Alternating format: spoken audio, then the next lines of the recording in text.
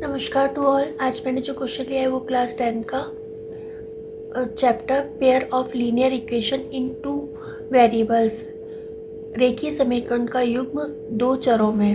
इसमें क्वेश्चन है a train covered a certain distance at a uniform speed if the train would have been 6 kilometre faster it would have taken 4 hours less than the scheduled time, and if the train were slower by 6 km per hour it would have taken 6 hours more than the scheduled time.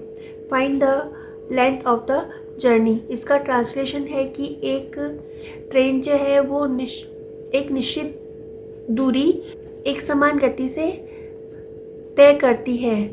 फिर अगर train जो है वो अपनी speed 6 kilometre per hour बढ़ा दे तो उसको जिस टाइम पे पहुंचना था उस टाइम से वो 4 घंटे पहले पहुंच जाते, 4 घंटे कम टाइम लगता है। और अगर वो ट्रेन अपनी स्पीड 6 किलोमीटर पर आवर कम कर देती है तो उसको शेड्यूल टाइम से जो टाइम निश्चित दे रखा है नियत समय से 6 घंटे बाद पहुंचती है। तो अपने को उस ट्रेन ने कितनी दूरी तय की ये पता करना है, वो जो यात्रा है वो कितनी लंबी है ये अपने को पता करना है। अब इसका सॉल्यूशन है let the distance cover by train is D. इसके अंदर एक्स भी मान सकते हो आप। यूनिफॉर्म स्पीड को एस मान लिया और टाइम को अपन ने टी से मान लिया, तो स्पीड का जो फॉर्मूला होता है डिस्टेंस अपॉन टाइम। तो यहाँ पर S is equal to D upon T.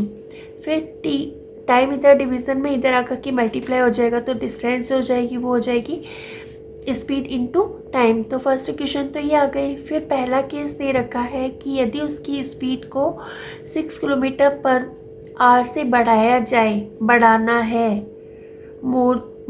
जाए, फास्टर किया जाए, तो इसके लिए अपन प्लस करेंगे। स्पीड तेज हो गई, प्लस करेंगे तो ये हो जाएगा x + 6। तो टाइम जो होगा, अगर कोई भी गाड़ी जो है वो तेज़ गति से चलेगी तो वो जो शेड्यूल टाइम है, निश्चित समय है, नियत समय है, उससे पहले पहुंच जाएगी। तो कितने घंटे पहले पहुंच गई वो? 4 घंटे पहले पहुंच गई। उसको 4 घंटे कम टाइम लगा। पहले टी टाइम लगता था तो अब 4 घंटे कम टाइम लग रहा है। तो टाइम जो हो जाएगा वो t-4 हो जाएगा। फिर डिस्टेंस जो है वो चाहे कम स्पीड से चले चाहे ज़्यादा स्पीड से चले, दोनों स्टेशन के बीच की जो डिस्टेंस रहेगी वो तो सेम रहेगी, तो दूरी जो होगी वो सेम रहेगी, तो डिस्टेंस रिमेन सेम। तो अब डिस्टेंस निकालेंगे तो डिस्टेंस का फॉर्मूला तो वही होगा स्पीड इनटू टाइम। तो अब स्पीड जो है वो s + 6 है और टाइम जो है वो t-4 है। तो इन दोनों को अपन मल्टीप्लाई कर देंगे तो डिस्टेंस तो सेम रहे। तो डिस्टेंस का फॉर्मूला होगा x + 6। स्पीड की जगह अपन लिखेंगे x + 6 और टाइम की जगह लिखेंगे t-4। ये सेकंड इक्वेशन हो जाएगी। फिर सेकंड केस है कि अगर स्पीड को 6 किलोमीटर पर आवर कम कर दिया जाए, तो कम करने के लिए अपन माइनस करेंगे तो उसको ज़्यादा टाइम लगेगा, 6 घंटे ज़्यादा टाइम लगेगा। ज़्यादा के लिए अपन प्लस करेंगे, मोर के लिए प्लस करेंगे, तो टाइम जो हो जाएगा वो t + 6 हो जाएगा। फिर डिस्टेंस जो है वो सेम ही रहेगी, चाहे स्पीड कम हो ज़्यादा हो। तो डिस्टेंस का फॉर्मूला होता है स्पीड इनटू टाइम। तो यहाँ पे स्पीड की जगह s - 6 लिख देंगे और टाइम की जगह t + 6 लिख देंगे। तो ये d = हो जाएगा x - 6 t + 6। ये थर्ड इक्वेशन हो जाएगी। फिर अपन फर्स्ट टर्म को एक साथ लेंगे तो दोनों का लेफ्ट हैंड साइड सेम है तो राइट हैंड साइड भी सेम होगा। तो ये राइट हैंड साइड हो गया st = x + 6 और x + 6 × t-4, x + 6 × t-4। फिर इनको मल्टीप्लाई करेंगे, s को t से करेंगे तो ये st हो जाएगा। फिर s को -4 से करेंगे तो ये -4x। फिर 6 को t से करेंगे तो +6t। यहाँ पे इन दोनों को मल्टीप्लाई करेंगे तो प्लस माइनस माइनस 6 4 सा 24। st से st कैंसिल हो जाएगा। फिर यहाँ पर बचेगा -4s + 6t = 24। ये दोनों जो नंबर है वो 2 से डिविजिबल है तो दोनों नंबर को अपन 2 से डिवाइड कर देंगे। 2 से डिवाइड करने पर अपने पास आएगा -2s plus 3t is equal to 12 ये फर्स्ट और थर्ड इक्वेशन को अपन एक साथ लेंगे। फर्स्ट और थर्ड इक्वेशन को एक साथ लेंगे तो यहाँ पर हो जाएगा is equal to x minus 6 into T plus 6। फिर यहाँ पर मल्टीप्लाई करेंगे तो s को t से किया तो st प्लस यहाँ पे 6 को x से किया तो प्लस 6x, ये माइनस t और ये माइनस प्लस माइनस 6 को 6 से किया तो ये 36 हो गई।